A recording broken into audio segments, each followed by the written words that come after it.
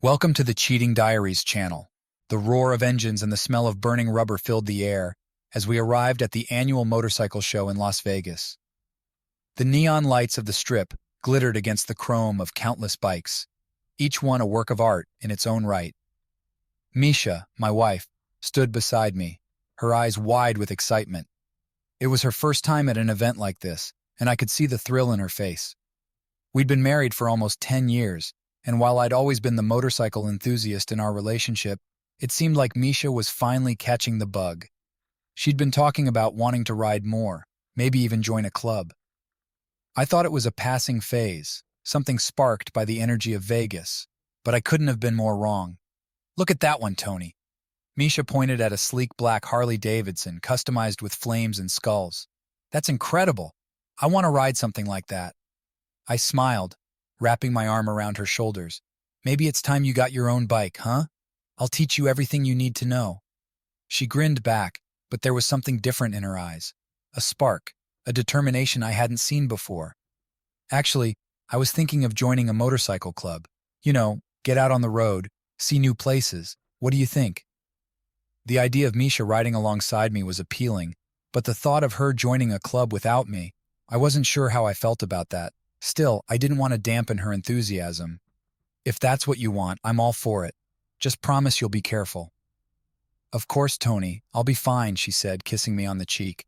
But as I watched her wander through the rows of bikes, chatting with other riders, I felt a strange unease settle in my chest. I pushed it aside, convincing myself it was just nerves. After all, what could go wrong? A few weeks after the Vegas show, Misha joined the Desert Riders, a local motorcycle club known for its long-distance trips across the southwestern states. I was happy to see her so excited, and even prouder when she bought her own bike, a glossy red Ducati monster. She looked fierce on it, her long blonde hair whipping in the wind as she rode beside me on our first club trip together. The Desert Riders were a friendly group, mostly couples and solo riders who loved the freedom of the open road. I'd heard of them before, but had never joined. My rides were usually solo or just with Misha, but now it seemed like a good way for us to bond over our shared love of motorcycles. Among the group was Jason, one of the club's leaders, and a seasoned rider with years of experience. He was in his early 40s, tall and rugged, with a confidence that drew people to him. He and Misha hit it off right away. She admired his bike, a custom-built Triumph, and they spent a lot of time talking about modifications and riding techniques. At first, I thought nothing of it. Jason was just another club member, someone who shared Misha's enthusiasm for bikes. But as the weeks went on, I started to notice how often they were together. During breaks, Misha would be laughing at something Jason said, her eyes bright and full of admiration. And on the road, she'd often ride beside him, leaving me trailing behind. I tried to brush it off, telling myself that they were just friends, that it was natural for her to be drawn to someone with more experience. But the more I watched them, the more that uneasy feeling from Vegas started to grow. The Desert Riders had become a big part of our lives. Misha and I went on every trip we could, exploring the winding roads of Arizona, California, and Nevada. But it wasn't long before I noticed Misha starting to go on rides without me. She said it was because she needed more practice, that she didn't want to hold me back. But I couldn't shake the feeling that there was more to it. One evening, after a long day at work, I came home to find the house empty. Misha had left a note saying she was at a club meeting and wouldn't be back until late. It wasn't the first time she'd done this, but something about the way she'd been acting lately made me uneasy. I decided to head to the garage, hoping to find something to distract me from the gnawing doubt in my mind. As I opened the door, I was greeted by the sound of laughter, Misha's laughter. It was coming from inside, where I found her standing with Jason, both of them huddled over her bike. They didn't notice me at first, too caught up in their conversation. I stood there, watching as Jason pointed out something on the engine, his hand brushing against hers. Misha looked up at him, her smile wide, and for a moment, it was like I wasn't even there. When they finally saw me, they both straightened up quickly. Misha's smile faltered, and Jason took a step back. "Tony, hey, we were just going over some tuning tips," she said, a little too quickly. "Yeah, Misha's bike needed some adjustments. Thought I'd help out," Jason added, his tone casual. I forced a smile, but inside my stomach was churning. "Sure, no problem. I just didn't expect anyone here this late." Misha's eyes flickered with something I couldn't quite read. Guilt, maybe? Or was it something else? Sorry, Tony, I should have told you. We just lost track of time. I nodded, trying to keep my voice steady. It's fine. Just don't be too late, okay? They both nodded and I turned to leave, but the image of them together stayed with me, a nagging doubt that I couldn't shake. As I lay in bed that night, listening to the distant hum of Misha's bike as she returned home, I wondered if I was just being paranoid, or if there really was something going on between them. Misha's late-night meetings became more frequent, and though she always had an explanation, the doubt gnawing at my mind grew stronger with each passing day. I tried to shake it off, telling myself I was overreacting, but deep down, I knew something wasn't right. One evening, as Misha was getting ready for another club ride, I asked if I could come along. She hesitated, glancing at me with an unreadable expression. Tony, it's just a short ride around town with the guys. I'll be back in a couple of hours. You don't have to come. Her words stung. There was a time when she would have jumped at the chance to ride with me, but now it felt like she was pushing me away. I just thought it would be nice to spend some time together. That's all, I replied, trying to keep my tone light. Misha sighed, her eyes softening. I know, Tony, but I really need to focus on my riding. You know how important it is to me. More important than spending time with your husband? I asked before I could stop myself. She looked at me, surprised, and then her expression hardened. That's not fair, Tony. You're the one who encouraged me to join the club. Now that I'm finally getting good at this, you're trying to hold me back. Her words hit me like a punch to the gut. Was I really trying to hold her back? I'd always wanted Misha to find her own passions, but I never imagined it would drive a wedge between us. I'm not trying to hold you back, Misha. I just miss you, that's all. She softened again and stepped closer, wrapping her arms around my waist. I miss you too, Tony. But this is something I need to do for myself. Can't you understand that? I nodded, though my heart wasn't in it. Yeah, I understand. Misha kissed me on the cheek, then pulled away to finish getting ready. As I watched her walk out the door, my mind raced with 1,000 thoughts. Maybe I was being too possessive, too paranoid. But as the sound of her motorcycle faded into the distance, I couldn't help but feel like I was losing her. The next few days were a blur. Misha continued to go on rides with the club, and though she always assured me it was just practice, the distance between us only grew. We barely talked anymore, and when we did, it was mostly about the club or her bike. The easy laughter and intimacy we once shared seemed like a distant memory. One night, unable to sleep, I decided to look through some old photos. I pulled out a box from the closet and began flipping through pictures of our early days together. There we were on our honeymoon in Hawaii, laughing as we tried to surf for the first time. There was Misha's beaming face when she got her first promotion at work, and a shot of the two of us at a friend's wedding, arms around each other, grinning from ear to ear. As I looked at those photos, I realized just how much things had changed. Misha and I had been inseparable back then, always planning our next adventure together. But now, it felt like we were living separate lives, connected only by a shared history that was slowly slipping away. I put the photos back in the box and sat there in the dark, wondering where it had all gone wrong. How had we gone from being so close to feeling like strangers, and was there still a chance to fix it? Or was Misha already too far gone? The next morning, I resolved to find out once and for all what was really going on. If there was still a chance to save our marriage, I had to take it. But if Misha was hiding something from me, I needed to know the truth, no matter how much it hurt. Misha's absences became more and more frequent, and her excuses grew thinner with each passing day. I couldn't take it anymore. I had to know what was really going on, even if it meant confronting my worst fears. One night, when Misha said she was going out for a ride with the club, I decided to follow her. I waited until she'd left the house, then quickly grabbed my keys and jumped on my bike.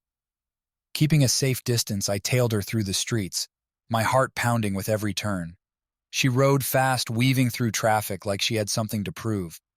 I could barely keep up, but I was determined not to lose her. After about half an hour, she finally slowed down and turned onto a deserted road leading out of town. My stomach twisted in knots as I realized where she was heading, the old desert road that the desert riders often used for their longer trips.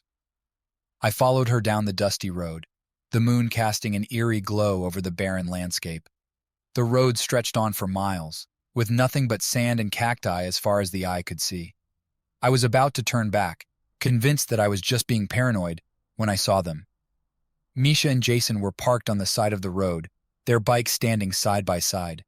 They were talking, their voices too low for me to hear, but there was something about the way they were standing so close to each other that made my blood run cold. I killed my engine and crept closer, staying out of sight behind a cluster of rocks. As I got closer, I could hear their voices more clearly. "I can't keep doing this, Jason," Misha was saying, her voice trembling. "Tony's starting to suspect something. I don't know how much longer I can keep lying to him." Jason reached out and touched her arm, his voice calm and reassuring. "We'll figure something out, Misha, but you need to decide what you really want. Do you want to stay with Tony, or do you want to be with me?" I felt like I'd been punched in the gut. The words echoed in my head, each one a knife twisting deeper into my heart. I wanted to storm out of my hiding place and confront them, demand answers, but my legs wouldn't move. I was frozen, trapped in a nightmare that I couldn't wake up from. Misha looked down, her shoulders slumped. "I don't know, Jason. I love Tony, but I can't stop thinking about you. Every time we're together, it feels so right, but I can't just walk away from my marriage." Jason stepped closer, his voice soft but insistent. "You deserve to be happy, Misha. You shouldn't stay in a marriage if you're not truly happy. Life's too short for regrets." Misha looked up at him, her eyes filled with confusion and pain. "I know, but it's not that simple. Tony's a good man. He doesn't deserve this." "Neither do you," Jason replied. "But you need to be honest with yourself and with him. If you stay with Tony out of guilt, you're only going to hurt both of you in the long run." There was a long silence, and I could see Misha struggling with her emotions. Finally, she nodded, her voice barely above a whisper. "You're right. I can't keep doing this. I need to talk to Tony." Jason sighed, looking almost relieved. "I'm here for you, whatever you decide."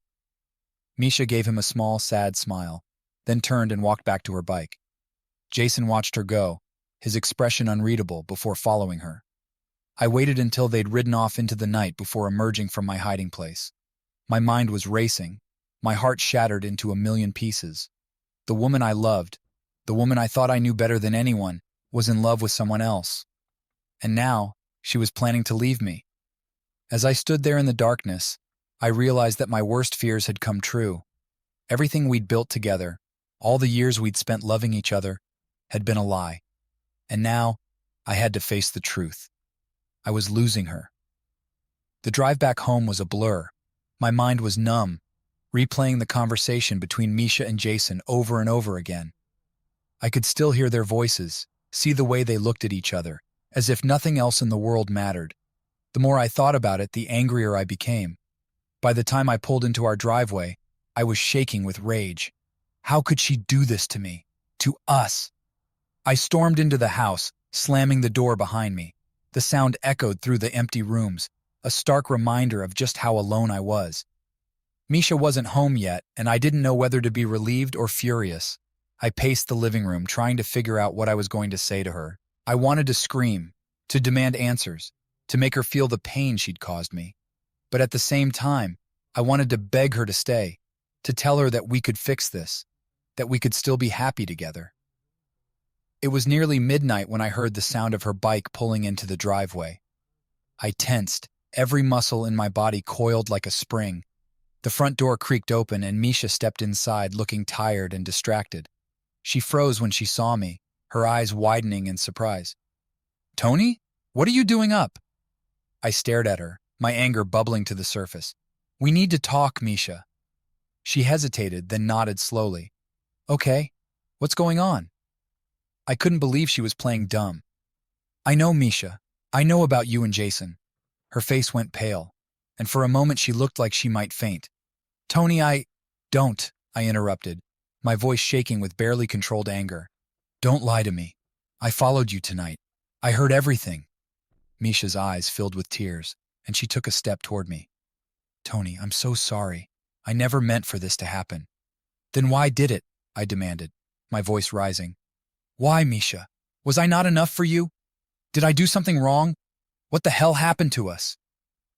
She wiped at her tears, her voice trembling. No, Tony, it's not like that. You didn't do anything wrong. I don't even know how it started.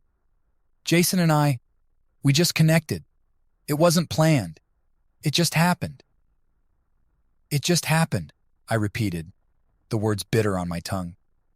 That's supposed to make this okay? You've been lying to me for weeks, maybe months, and all you can say is that it just happened? Misha sobbed, covering her face with her hands. I'm sorry, Tony. I'm so sorry. I never wanted to hurt you. I love you, but I don't know what I feel anymore. Her words hit me like a physical blow. You don't know what you feel, so what? You're just going to keep sneaking around with Jason until you figure it out? No, she cried, shaking her head. I was going to end it. I swear I was. I didn't know how to tell you. Well, you don't have to worry about that anymore, I said coldly. I know the truth now. So what are you going to do, Misha? Are you going to leave me for him? She looked at me, her eyes filled with anguish. I don't know. I'm so confused, Tony. I don't want to lose you, but I can't pretend that everything is okay between us. I need time to think. My anger flared again. Time? You think time is going to fix this? You've already made your choice, Misha. Whether you admit it or not, you've chosen him. She shook her head, her tears falling freely now. No, Tony, please. I don't want to lose you. I just need to figure out what I really want. I took a step back, my heart breaking all over again. I can't do this, Misha. I can't be your second choice. If you don't know whether you want to be with me or with him, then maybe you've already made your decision. Misha sobbed, reaching out to me, but I pulled away. Tony, please don't say that. I love you. I don't want to lose you. Then prove it, I said, my voice hard. End it with Jason. Leave the club. If you really love me, then choose me. But if you can't do that, then I think we're done here. She stared at me, her face a mask of pain and indecision. I could see the battle raging in her mind, but I couldn't stand there and wait for her to make up her mind. Without another word, I turned and walked out of the room, leaving her standing there, crying. As I closed the door behind me, I knew that whatever happened next, nothing would ever be the same between us. The trust was gone, the love we once shared tarnished by betrayal. And as much as I wanted to believe that we could find our way back to each other, a part of me knew that this was the beginning of the end. The days following that night were unbearable. Misha and I barely spoke, and when we did, the conversations were brief and laced with tension. The house that once felt warm and full of life now seemed cold and empty. I could hardly look at her without feeling a mixture of anger and sadness. Every time I saw her, I was reminded of her betrayal, of the nights she spent with Jason while I was at home, oblivious to the truth. Misha tried to reach out to me, but I kept my distance. I wasn't ready to talk, not until I knew where we stood. She seemed lost, like she didn't know what to do or how to fix things between us. But the truth was, I didn't know either. One night, as I sat alone in the living room, staring at the TV without really watching, Misha came in and sat down beside me. She didn't say anything at first, just sat there, her hands twisting nervously in her lap. Finally, she spoke, her voice barely above a whisper. Tony, we can't keep living like this. I didn't respond, my eyes fixed on the screen. I knew she was right, but I wasn't sure I was ready to hear what she had to say. I know I hurt you, she continued, her voice trembling, and I'll never forgive myself for that. But I don't want to lose you. I'm willing to do whatever it takes to make this right. I looked at her then, really looked at her, and saw the pain in her eyes. It was clear that she was struggling, torn between the love she still felt for me and the guilt of what she'd done. But it wasn't enough to erase what had happened. What does that mean, Misha? I asked, my voice cold. Are you going to leave the club, stop seeing Jason? Because that's the only way this is going to work. She looked down, her fingers digging into her palms. I haven't talked to him yet. I needed time to think, to figure out what I really want. I clenched my jaw, trying to keep my anger in check. And? Have you figured it out? She hesitated, and in that moment, I knew. She hadn't made a decision because she didn't want to. She was still holding on to the idea that she could have both, that somehow she could keep us both in her life without making a choice. I love you, Tony, she said, her voice barely a whisper. But I'm not sure I can just walk away from the club. It's become such a big part of my life. And Jason, He's a friend. I can't just cut him out. Her words hit me like a ton of bricks. She was still trying to justify her actions, still trying to hold on to something that was tearing us apart. I couldn't do it anymore. I stood up, my hands shaking with anger and frustration. If that's how you feel, then I don't see how we can move forward, Misha. You can't have it both ways. You either choose me or you choose him. But I'm not going to sit here and watch you tear us apart any longer. Tears welled up in her eyes, but I didn't wait for her to respond. I turned and walked out of the room, leaving her sitting there, alone with her guilt. That night I slept in the guest room, unable to bear the thought of sharing a bed with her.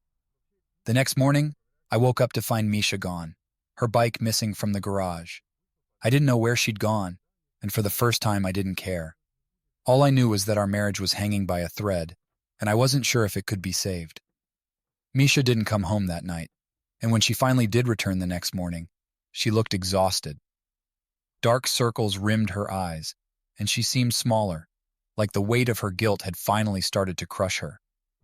We exchanged a few awkward pleasantries before she retreated to the bedroom without another word. It was clear that neither of us had the energy for another confrontation. The following days passed in a haze of silence. Misha was either out or holed up in the bedroom, and I spent most of my time avoiding the house altogether. I went for long rides, trying to clear my head, but no matter how far I went, the pain followed me.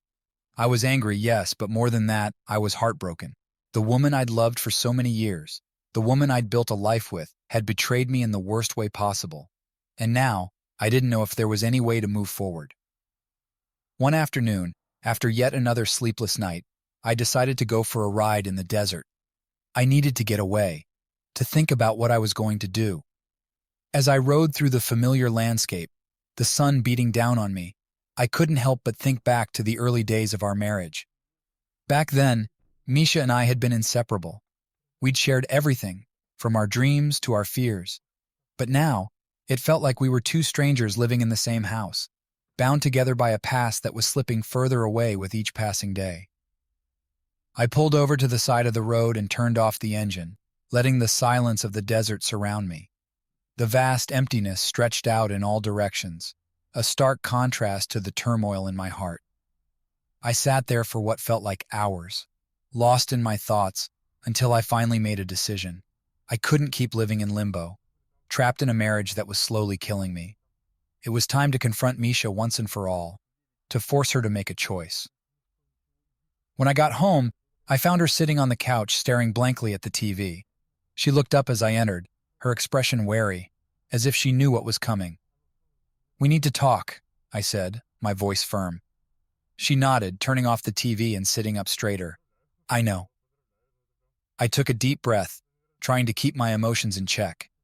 "I can't do this anymore, Misha. I can't keep pretending that everything's okay when it's not. You need to make a decision. Either you're with me or you're not."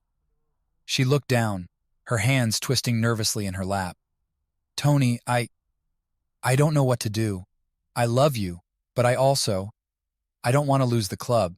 It's become such a big part of my life." "And Jason?" I asked, my voice sharp. She flinched, but she didn't deny it. "I don't know how to explain it. I never wanted to hurt you, but I can't just turn off my feelings." Her words were like a knife in my heart. "So what then? You're just going to keep seeing him while we pretend to be a happy couple?" She shook her head, tears streaming down her face. "No, Tony, I never wanted this to happen. But I'm so confused. I don't know what to do." I stared at her, the woman I'd loved for so many years, and I realized that I couldn't keep waiting for her to make up her mind. She was too lost, too wrapped up in her own confusion, to see what she was doing to us. "If you can't choose, then I will," I said, my voice cold. "I'm done, Misha. I can't keep living like this.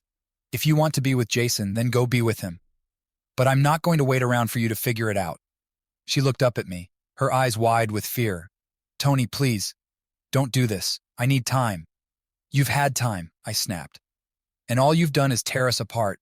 I can't do it anymore. If you want to save this marriage, then you need to make a decision. But if you can't, then I think it's time we went our separate ways." The silence that followed was deafening. Misha stared at me, her eyes filled with pain and regret, but she didn't say anything.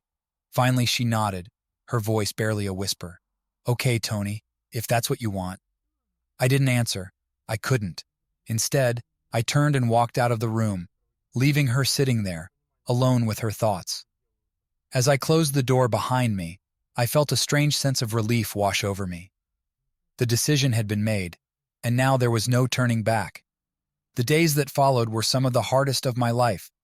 The house, once filled with laughter and love, now felt like a prison. Misha and I barely spoke, and when we did, the conversations were cold and distant. We were living in the same house, but it felt like we were worlds apart. I spent most of my time out of the house, riding my bike through the desert, trying to clear my head. But no matter how far I rode, I couldn't escape the pain. The memories of what Misha and I had once shared haunted me, a constant reminder of what we'd lost. One evening, after a long ride, I came home to find Misha packing her things. The sight of her stuffing clothes into a suitcase was like a punch to the gut, but I didn't say anything. I just stood there, watching as she gathered her belongings, the silence between us heavy and oppressive. She looked up as I entered the room, her eyes red and swollen from crying. "I'm leaving," she said, her voice shaky. "I can't stay here anymore. It's too hard." I nodded, the words stuck in my throat. I wanted to say something, to ask her to stay, but I knew it was too late. The damage had been done, and there was no going back. "Where will you go?" I asked finally, my voice hoarse. She shrugged, her eyes downcast. "I don't know. Maybe I'll stay with a friend for a while. I need to figure things out." I nodded again, not trusting myself to speak. The silence stretched on, heavy and uncomfortable, until she finally picked up her suitcase and walked to the door. She hesitated for a moment, as if she wanted to say something. But then she shook her head and walked out, leaving me standing there, alone in the empty room. As I listened to the sound of her car driving away, I felt a strange sense of finality settle over me. It was over. The life we'd built together, the love we'd once shared, was gone. All that was left were the memories, and they felt like ghosts, haunting the empty rooms of our house. That night, I sat alone in the living room, the silence pressing in on me. I thought about calling someone, maybe a friend or a family member, but I couldn't bring myself to do it. I didn't want to talk about what had happened, didn't want to admit that my marriage had fallen apart. Instead, I poured myself a drink and sat there, staring at the empty space where Misha's suitcase had been. The house felt like a tomb, filled with the remnants of a life that no longer existed. In the days that followed, I threw myself into work, trying to distract myself from the pain. But no matter how busy I kept myself, I couldn't escape the emptiness that had settled in my chest. I missed Misha, despite everything that had happened, and I couldn't stop thinking about her. The memories of our life together played in my mind like a broken record, a constant reminder of what I'd lost. One evening, after a particularly long day at work, I came home to find the house eerily quiet. Misha had been gone for weeks, and I still hadn't gotten used to the silence. I wandered through the empty rooms, feeling like a stranger in my own home. As I walked into the bedroom, I noticed something on the nightstand. It was a photograph of Misha and me taken on our wedding day. We were both smiling, our faces filled with hope and happiness. Looking at that photo, I felt a pang of grief, like I was mourning the loss of someone I'd loved. I picked up the photo, running my thumb over the glass, and for the first time in weeks, I let myself cry. The tears came in a flood, and I didn't try to stop them. I cried for the love we'd lost, for the life we'd built together, and for the future that would never be. When the tears finally stopped, I felt a strange sense of peace. The pain was still there, but it was different now. It wasn't as sharp, as all-consuming. It was more like a dull ache, a reminder of what had been. I set the photo back down on the nightstand and walked out of the room. The house was still quiet, but it didn't feel as empty as it had before. For the first time since Misha had left, I felt like I could breathe again. The next morning, I woke up early, feeling a sense of resolve that I hadn't felt in weeks. I didn't know what the future held, but I knew that I couldn't keep living in the past. It was time to move on, to start rebuilding my life, even if it meant doing it alone. As I stepped outside into the cool morning air, I felt a sense of hope, like maybe, just maybe, things would be okay. I didn't know where the road ahead would take me, but for the first time in a long time, I was ready to find out. The days after Misha left were a blur. I threw myself into work, taking on extra projects and staying late at the office just to avoid coming home to the empty house. The silence was deafening, a constant reminder of what I had lost. I tried to distract myself with friends and hobbies, but nothing seemed to fill the void that Misha had left behind. One Saturday, about a month after she left, I decided to clean out the garage. It was something I'd been putting off for a long time, but now it seemed like the perfect way to occupy my mind. I spent hours sorting through old boxes, tossing out things we no longer needed and organizing the rest. As I worked, I came across a box labeled Misha Stuff. It was filled with things she had left behind, old photos, some clothes, and a few trinkets she had collected over the years. At the bottom of the box, I found an envelope with my name on it. I hesitated for a moment before opening it, unsure of what to expect. Inside was a letter written in Misha's handwriting. As I read it, I felt a mix of emotions, anger, sadness, and a strange sense of closure. In the letter, Misha apologized for everything that had happened. She admitted that she had been lost, that she had made a terrible mistake, and that she regretted hurting me. But she also said that leaving was the right decision for both of us. She needed time to figure out who she was, and she knew that staying together would only make things worse. She ended the letter by saying that she hoped one day I could forgive her and that she wished me nothing but happiness. I sat there in the garage, the letter clutched in my hands, feeling a strange sense of relief. The anger that had been burning inside me for weeks seemed to dissipate, leaving behind only a deep, aching sadness. Misha was right. We couldn't have gone on the way we were. And maybe, just maybe, this was the best thing for both of us. That evening, I sat on the back porch with a beer, watching the sun set over the desert. For the first time in a long time, I felt a sense of peace. The pain was still there, but it was no longer overwhelming. I knew that I still had a long way to go, but I was finally starting to see a way forward. The next few weeks were filled with small victories. I started going to the gym again, something I hadn't done in years. I reconnected with old friends, people I had lost touch with during my marriage. I even started riding my bike again, exploring new trails and rediscovering the joy of being on the open road. One afternoon, while out on a ride, I found myself at the entrance to the club where Misha and I had met Jason. I hadn't been back since everything had fallen apart, and part of me wanted to turn around and leave. But something kept me there, a nagging feeling that I needed to face this part of my life head on.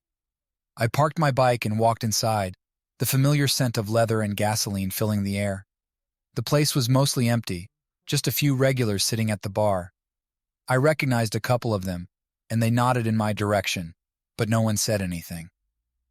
I made my way to the back, where the club kept a small room for members to hang out and relax.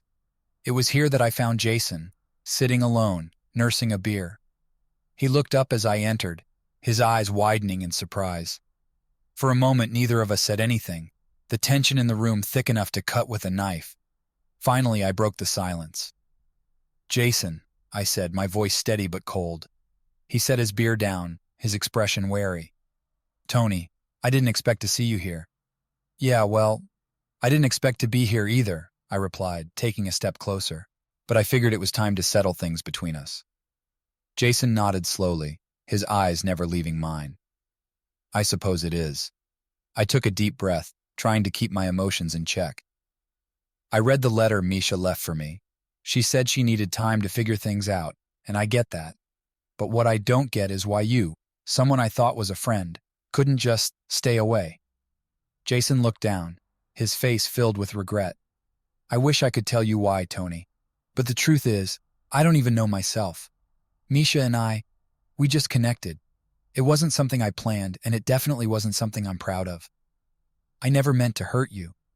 I wanted to be angry, to lash out at him for what he had done, but as I stood there looking at him, all I felt was a deep sense of exhaustion. I was tired of being angry, tired of holding on to the pain. It was time to let go. "Jason," I said, my voice softer now, "I'm not here to fight. I'm here because I need closure. What happened between you and Misha? It's in the past. But I need to know one thing. Do you love her?" He looked up at me, his eyes filled with a mixture of emotions. "I don't know," he admitted. "I thought I did, but now, I'm not so sure. Maybe I was just caught up in the moment, in the excitement of it all. But I do care about her, Tony. I care about her a lot. I nodded, feeling a strange sense of relief. That's all I needed to know. We stood there in silence for a moment, the weight of everything that had happened hanging between us. Finally, I turned to leave. Tony, Jason called after me. I paused, turning back to look at him. I'm sorry. For everything. I nodded, acknowledging his apology, but I didn't say anything. There was nothing left to say. As I walked out of the club, I felt a weight lift off my shoulders. It was over. I had faced the past, and now it was time to move on. Months passed, and life slowly started to return to something resembling normal. The pain of Misha's betrayal still lingered, but it was no longer a constant presence. Instead, it had become a dull ache, something I had learned to live with. I threw myself into my work, taking on new challenges and responsibilities. It wasn't just about keeping busy, it was about rebuilding my life. I had spent so many years defining myself by my relationship with Misha that I had lost sight of who I was as an individual. Now, I was determined to find that person again. One of the things that helped the most was reconnecting with my old hobbies. I started going to the gym regularly, and it wasn't long before I felt stronger and more confident than I had in years. I also spent more time riding my bike, exploring new trails and meeting other bikers along the way. The sense of freedom that came with being on the open road was something I had missed, and it felt good to have it back. But the biggest change came when I decided to sell the house. It had become a place filled with too many memories, both good and bad. I needed a fresh start, a new beginning. So, I put it on the market and began looking for a new place. Somewhere that could be entirely mine. It didn't take long to find a small one-bedroom apartment on the edge of town. It was nothing fancy, but it was perfect for me. Moving in was a bittersweet experience. As I packed up my things and said goodbye to the house, I couldn't help but feel a sense of loss. But at the same time, I knew it was the right thing to do. This was my chance to start over, to build a new life for myself. The first few weeks in the apartment were strange. It was quiet. Much quieter than I was used to. But over time, I began to appreciate the solitude. It gave me space to think, to process everything that had happened, and to start planning for the future. One evening, after a long day at work, I was sitting on the balcony of my new place, enjoying a beer and watching the sunset. It was a peaceful moment, one that I hadn't experienced in a long time. As I sat there, I found myself thinking about Misha. I wondered how she was doing, if she had found the answers she was looking for. Part of me wanted to reach out to her, to see if we could salvage some sort of friendship from the wreckage of our marriage. But I knew that wasn't possible. Not yet, at least. We both needed time and space to heal. A few days later, I received a call from an old friend, Mike, who I hadn't seen in years. He had heard about what had happened and wanted to catch up. We met for a drink, and it was like no time had passed at all.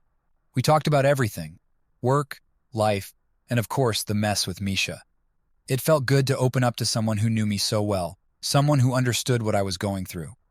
After a few drinks, Mike mentioned that he was planning a trip with some friends, a motorcycle tour through the mountains. He invited me to join them, and for the first time in a long time, I felt a spark of excitement. The idea of hitting the open road with a group of old friends, of leaving behind all the pain and heartache, was exactly what I needed. I agreed to go, and a few weeks later, we set off on our adventure. The trip was everything I had hoped for, and more. The scenery was breathtaking, the company was great, and for the first time in months, I felt truly happy. It was like a weight had been lifted off my shoulders, and I was finally free to enjoy life again. As we rode through the mountains, I couldn't help but reflect on everything that had happened. The pain, the betrayal, the heartbreak. It had all been so overwhelming at the time. But now, with some distance, I could see that it had also been a turning point in my life. It had forced me to confront things about myself that I had been avoiding for years. It had pushed me to grow, to change, to become a better version of myself. By the time we returned home, I felt like a new man. The old wounds were still there, but they were healing. I had learned that I was stronger than I had ever realized, and that no matter what life threw at me, I could handle it. After the trip, I felt like I was finally starting to put the pieces of my life back together.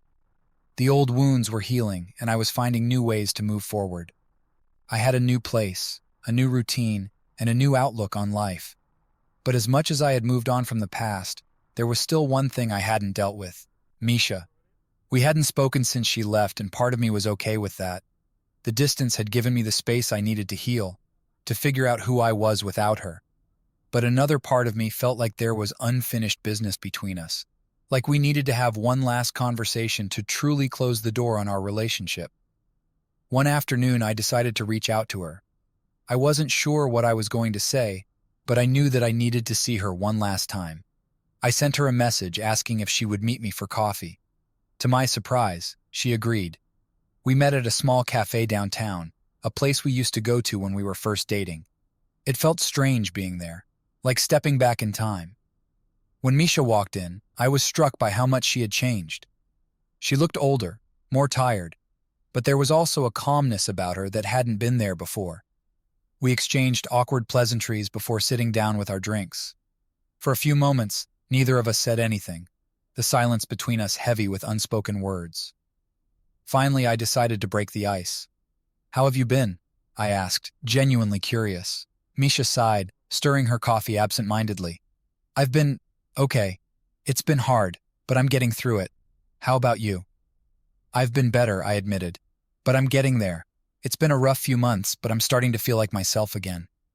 She nodded, her eyes filled with a mixture of emotions. "I'm glad to hear that, Tony. I really am." For a while, we talked about mundane things: work, mutual friends, the weather. It was awkward, but it also felt good to talk to her, to see that she was doing okay. But eventually the conversation turned to the one thing we had both been avoiding. "Why did you do it, Misha?" I asked quietly. "Why him?" She looked down at her hands, her expression pained. "I don't know, Tony. I wish I had a better answer for you, but I don't.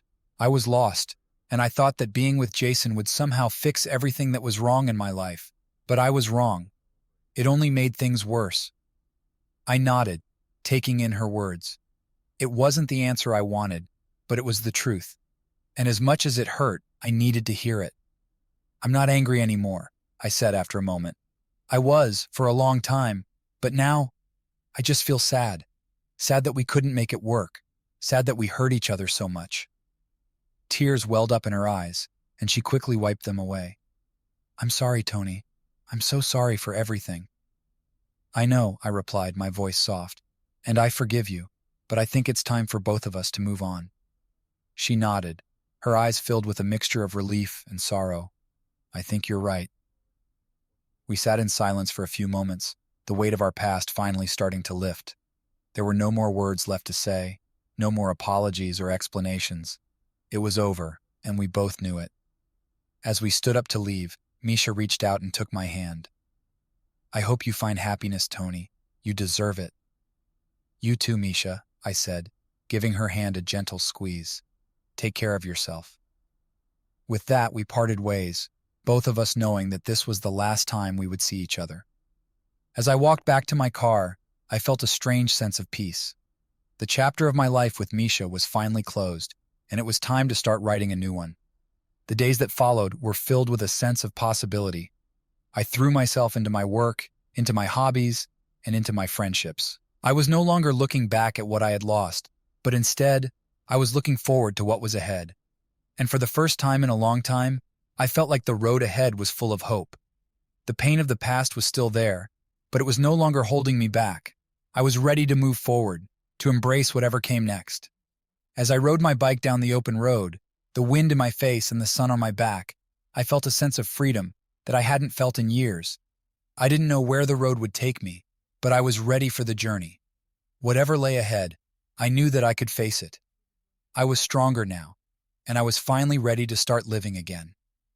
As the months passed, I gradually settled into my new life. The routines I had established provided a sense of stability, but I remained open to new experiences. The freedom I found in rediscovering my passions and reconnecting with old friends had reignited a spark within me that I thought had long been extinguished. I was not the same person I had been a year ago, and in many ways, that was a relief. One Friday evening, as I was finishing up at work, I received a call from Mike. He had mentioned during our motorcycle trip that he was planning another adventure, a cross-country ride that would take us through some of the most scenic routes in the country. This time, however, the trip had a twist. We would be joined by other bikers from different parts of the country, forming a diverse and eclectic group of riders. It was an opportunity to not only see new places, but to meet new people, to expand my horizons in ways I hadn't considered before. "Tony, you in?" Mike's voice crackled through the phone, full of excitement. I hesitated for a moment, thinking about the responsibilities waiting for me at home, the work commitments, and the routines I had built. But then I realized that those very routines were what I needed a break from. The past year had been about healing and rebuilding, but now it was time for something more, something adventurous, spontaneous, and completely outside my comfort zone. "I'm in," I replied, feeling a rush of anticipation. "When do we leave?" "Next weekend. Pack light and be ready for anything." The week leading up to the trip flew by in a blur of preparation and excitement. I found myself looking forward to the open road, the sense of freedom that came with it, and the unknown adventures that lay ahead. It wasn't just about the ride. It was about embracing change, about stepping into the unknown with confidence and curiosity. The day of departure arrived, and as I packed my saddlebags, I couldn't help but feel a mixture of nervousness and excitement. This trip was more than just a ride. It was a chance to leave the past behind and fully embrace the future, whatever it might hold. As I rolled out of the driveway and onto the highway, I felt the familiar thrill of the open road beneath me. The wind whipped through my hair, and the roar of the engine filled my ears, drowning out any lingering doubts or fears. This was where I belonged, in the moment, living life fully and without reservation. We met up with the rest of the group at a designated spot just outside of town. There were about a dozen riders in total, each one with their own unique story and background. As we introduced ourselves and shared stories, I realized that this trip was about more than just the ride. It was about the connections we would make along the way. Over the next few days, we rode through breathtaking landscapes, winding mountain roads, expansive deserts, lush forests, and coastal highways that seemed to stretch on forever. Each day brought new sights, new challenges, and new friendships. The camaraderie among the group grew stronger with each mile, and I found myself opening up in ways I hadn't expected. One evening, as we camped out under the stars, sharing stories around a crackling fire, I felt a sense of belonging that I hadn't felt in a long time. The people I had met on this journey were more than just fellow riders. They had become friends, confidants, and companions on this unpredictable journey through life. And as I looked around at the faces illuminated by the firelight, I realized that this was exactly where I was meant to be. As our journey continued, we eventually found ourselves in a small town nestled in the mountains, a place that seemed frozen in time. It was a quiet, picturesque town with charming old buildings, a cozy diner, and a sense of tranquility that was almost palpable. We decided to stay the night there, giving ourselves a chance to rest and recharge before the final leg of our journey. That evening, after a hearty meal at the local diner, I took a walk through the town. The streets were empty, the only sounds being the soft rustling of leaves in the breeze and the distant chirping of crickets. There was something peaceful about the town, something that made me feel at ease. As I wandered, I found myself drawn to a small, unassuming bar at the edge of town. It wasn't much to look at, just a simple wooden structure with a faded sign above the door, but something about it intrigued me. I pushed the door open and stepped inside. The bar was dimly lit, with a few locals scattered around, quietly nursing their drinks. I took a seat at the bar and ordered a beer, enjoying the simplicity of the moment. As I sipped my drink, I couldn't help but feel a sense of déjà vu, as if I had been here before in another life. It wasn't long before a woman took the seat next to me. She was in her early 30s, with dark hair and a warm smile that instantly put me at ease. We struck up a conversation and I learned that her name was Emily. She was a local artist, born and raised in the town, and she had a way of talking that made everything she said sound fascinating.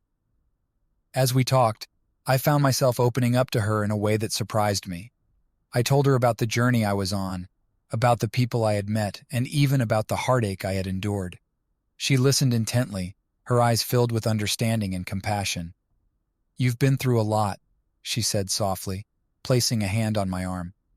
"But it sounds like you're finally starting to find your way." I nodded, feeling a lump form in my throat. I think so. It's been a long road, but I'm getting there. We talked for hours, and as the night wore on, I felt a connection with her that I hadn't felt with anyone in a long time. There was something about Emily that was comforting, something that made me feel like I could let go of the past and fully embrace the present. As the bar began to close, Emily offered to show me around the town the next day. I agreed, feeling a sense of excitement at the prospect of spending more time with her. We exchanged numbers and said goodnight, both of us smiling as we went our separate ways. The next morning I met up with Emily as planned, and she took me on a tour of the town. We visited art galleries, walked through the local park, and even hiked up a nearby hill that offered a stunning view of the valley below. As we spent the day together, I realized that I was beginning to feel something I hadn't felt in a long time: hope. Emily and I continued to see each other over the next few days, and with each passing moment, my feelings for her grew stronger. She was kind, thoughtful, and full of life, and she had a way of making even the simplest moments feel special. Being with her felt like a new beginning, like a fresh start after the turmoil of the past year. But as much as I was drawn to her, there was still a part of me that was holding back.